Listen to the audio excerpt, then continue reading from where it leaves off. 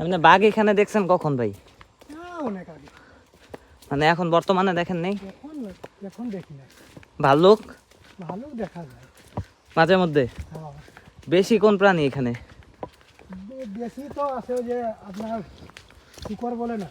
হ্যাঁ হ্যাঁ, শুকর, এইটাই জংলি বেশি। শুকর। হ্যাঁ, ও, এটা এখানে বেশি। তো আপনারা তো শুনতেই পাচ্ছেন গাইস, এখানে জংলি প্রাণীর ভিতরে বেশিরভাগ শুকরই আছে। ভাল্লুক এবং চিতাবাঘ এগুলোও আছে, বাট খুব কম।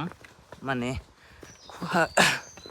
আমরা তো আর দেখবো না, এখানে স্থানীয় লোক যারা তারা বলেছে যে দেখা যায়, মানে আছে, ওদের চলাফেরা এখানে আছে, বাট খুবই কম।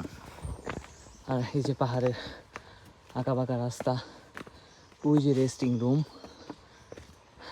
দ্বিতীয় নম্বর রেস্ট রুম আর কি।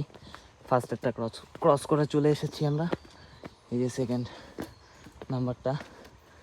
সো দেখা যাক আর কতক্ষণ লাগে আমাদের হামাহাম পাহাড়ে উঠতে।